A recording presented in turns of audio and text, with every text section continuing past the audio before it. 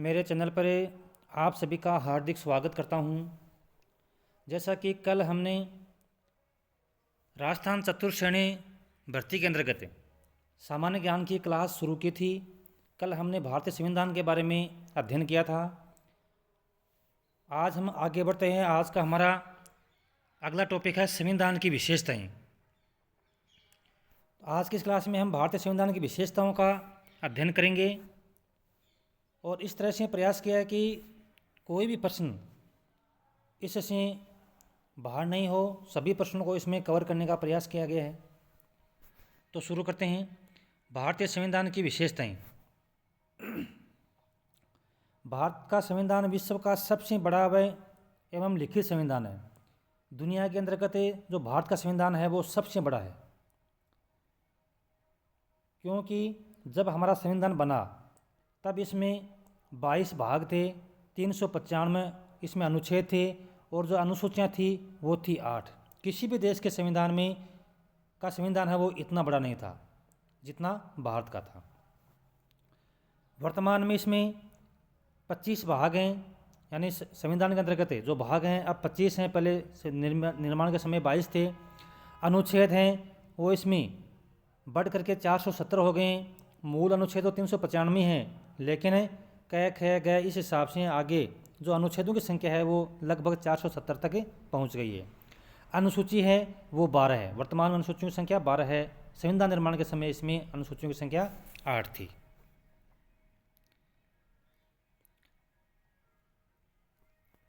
भारतीय संविधान की विशेषता में अगला है कठोरता एवं लचीलेपन का मिश्रण। भारतीय संविधान के अंतर्गत कठोरता और लचीलेपन का जो मिश्रण है वो हमें देखने को मिलता है। कठोर का मतलब क्या है और लचीलेपन का मतलब क्या है? कठोर का मतलब यह है कि जब संविधान के अंतर्गत संशोधन है वो आसानी से हो जाए तो उसको हम लचीलापन कहते हैं। और भारतीय संविधान के अंतर्गत जब संशोधन है वो एक विशेष प्रक्रिया के द्वारा किया जाए, या हम कह सकते हैं कि आसानी से उसमें परिवर्तन नहीं हो, तो वो कठोरता की श्रेणी में आता है। तो कठोर की श्रेणी में जैसे राष्ट्रपति का निर्वाचक मंडल, निर्वाचन पद्धति और संवर्धित सूची, यानी इन तीन में हमें यदि संशोधन करना हो तो उसके लिए कठोर संविधान के अंतर्गत आता है। यानी संविधान में संशोधन है वो इनके अंतर्गत आसानी से नहीं होता।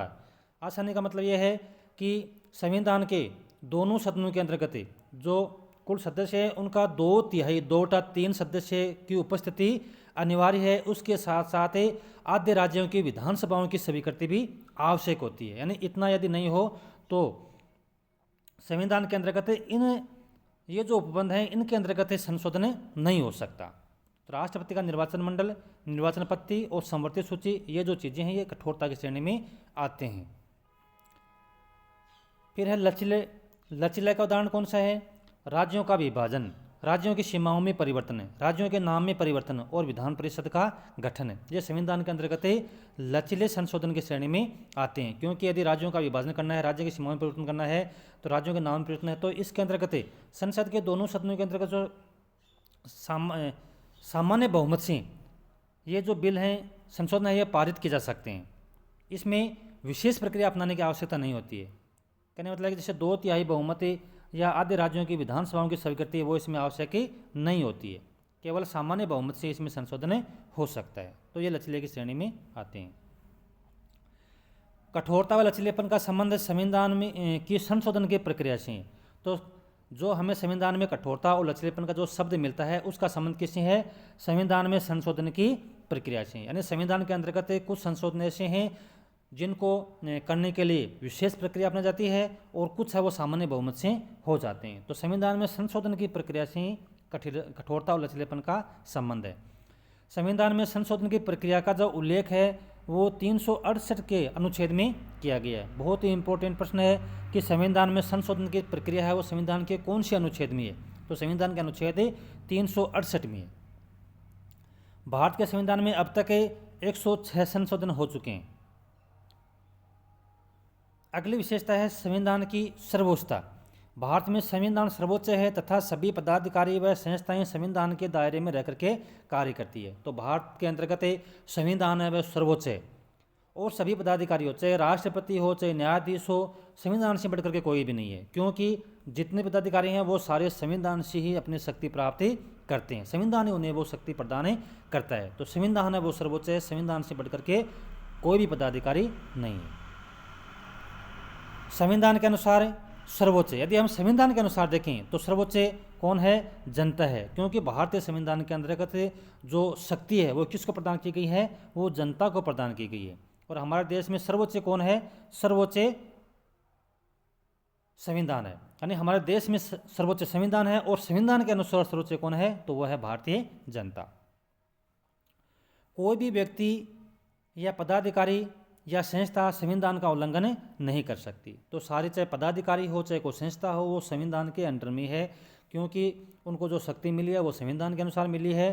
तो कोई भी व्यक्ति, पदाधिकारी या संस्था है वो संविधान का उल्लंघन नहीं कर सकती। संविधान के अनुसार हमारे देश की जनता है वो सर्वोच्च, यानी संविधान के अनुसार जो सर्वोच्च है वो कौन है? जनता है। हमारे देश में सर्वोच्च संविधान है, और संविधान के अनुसार जो सर्वोच्च है वो है देश की जनता। अगली विशेषता है एकल नागरिकता। भारत में रहने वाला प्रत्येक व्यक्ति केवल भारत का नागरिक है, ना कि किसी राज्य का नागरिक है।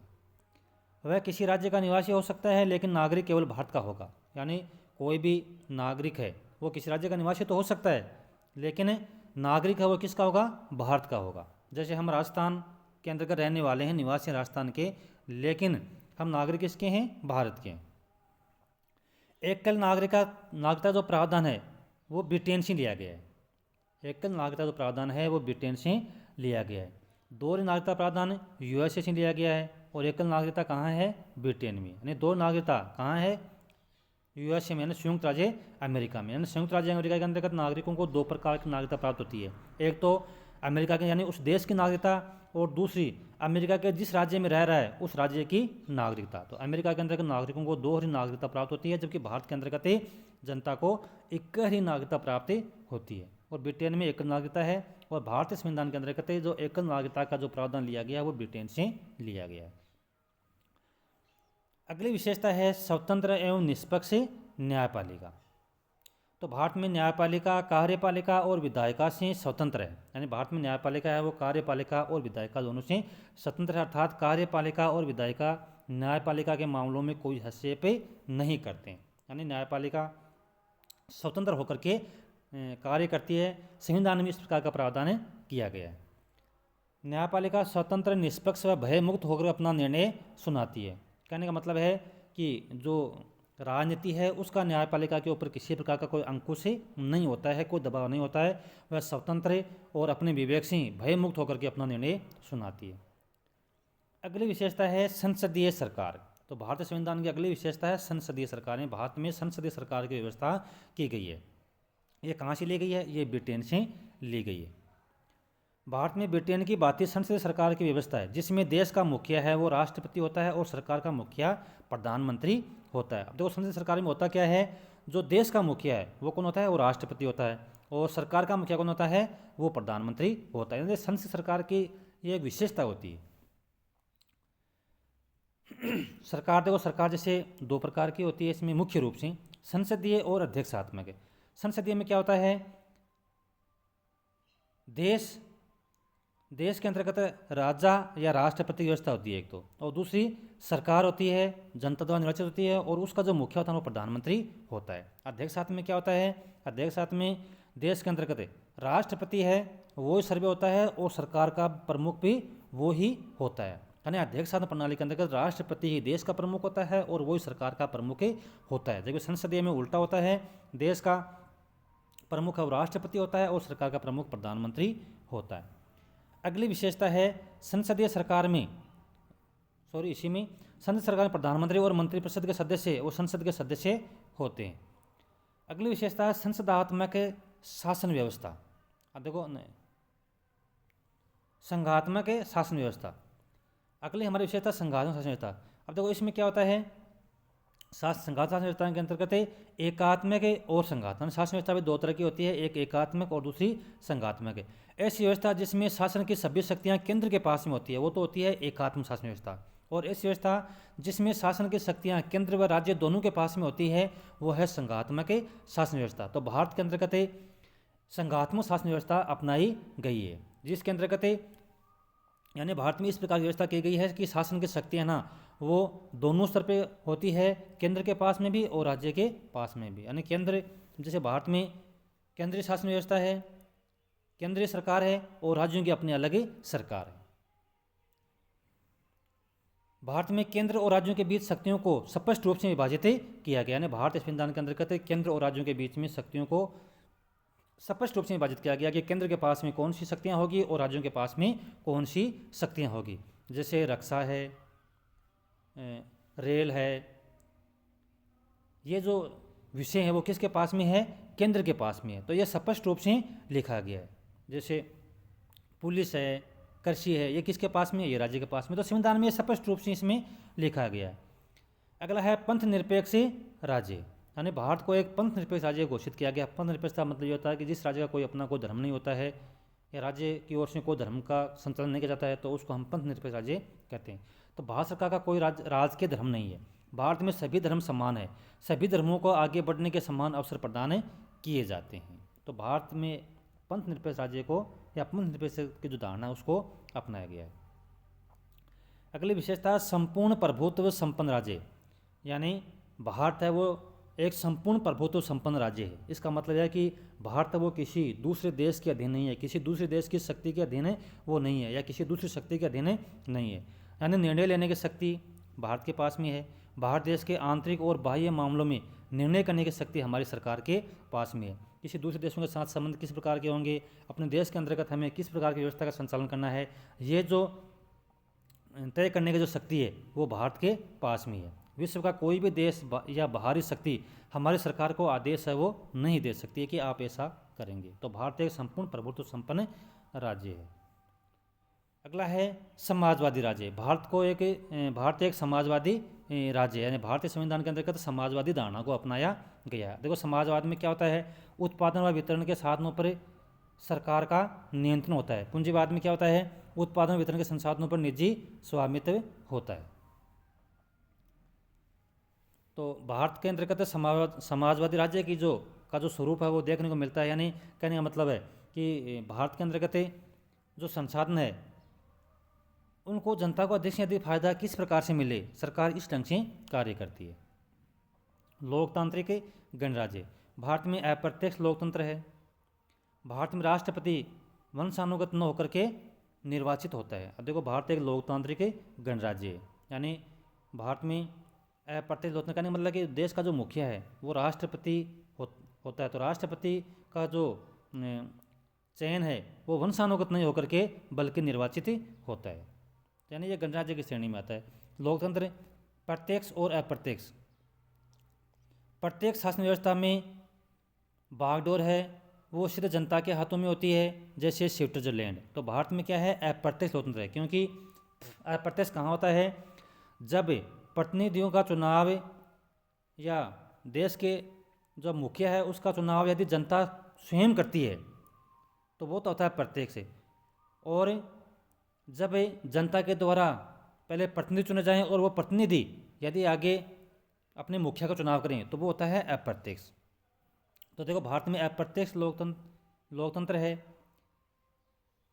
या हम इसको इस तरह से समझ सकते हैं कि जब देश की शासन व्यवस्था जनता स्वयं चलाए तो वो होता है प्रत्यक्ष, और जब ये शासन व्यवस्था जनता अपने प्रतिनिधि के माध्यम से चलाए तो वो होता है अप्रत्यक्ष। तो जैसे भारत के अंतर्गत प्रतिनिधि है वो स्वयं शासन में भाग नहीं लेकर के बल्कि अपने द्वारा चुने हुए प्रतिनिधियों के माध्यम से शासन का संचालन करते हैं, तो वो होता है अप्रत्यक्ष। जैसे प्रत्यक्ष में क्या होता है, शासन व्यवस्था के बागडोर सीधे जनता के हाथों में होती है, वो होता है प्रत्यक्ष। स्विट्जरलैंड के अंतर्गत ऐसा है, यानी स्विट्जरलैंड छोटा सा देश है तो उसके अंतर्गत शासन संबंधी जो कार्य जनता स्वयं करती है। लेकिन ऐसे छोटे राज्यों में ही संभव है, बड़े राज्यों में ऐसा संभव नहीं है, बड़े देशों में ऐसा संभव नहीं है। जैसे भारत में अप्रत्यक्ष है। अप्रत्यक्ष का मतलब क्या है कि जनता द्वारा चुने हुए प्रतिनिधियों के द्वारा संचालित होती है, इसे प्रतिनिधि लोकतंत्र कहते हैं, जैसे कि भारत। तो भारत में अप्रत्यक्ष लोकतंत्र है। सार्वभौमिक वैश्विक मताधिकार, तो भारत में सार्वभौमिक वैश्विक मताधिकार प्रणाली को स्वीकार किया गया है। 21 भारतीय संविधान के अंतर्गत जो वोट देने का जो अधिकार था वो 21 वर्ष था मूल संविधान के अंतर्गत। बाद में उसको 18 वर्ष कर दिया गया और वर्तमान में कितना है, 18 वर्ष की आयु प्राप्त सभी जो व्यक्ति है उनको वोट देने का अधिकार दिया गया है। 21 से 18 वर्ष कब किया गया, तो 61वें संविधान संशोधन द्वारा 1989 के अंतर्गत इस आयु है जो 21 वर्ष से घटा करके 18 वर्ष की गई और उस समय राजीव गांधी प्रधानमंत्री थे। भारत में त्रिस्तरीय शासन प्रणाली को अपनाया गया, यानी भारत में 3 स्तर पर सरकार है, एक केंद्र स्तर पर, एक राज्य स्तर पर और तीसरी है वो स्थानीय स्तर पर। तो ये थी भारतीय संविधान की प्रमुख विशेषताएं। मैंने इस प्रकार से प्रयास किया है कि भारतीय संविधान के अंतर्गत जितने भी इस परीक्षा से संबंधित प्रश्न बनते हैं सभी प्रश्नों को इसमें शामिल करने का प्रयास किया गया।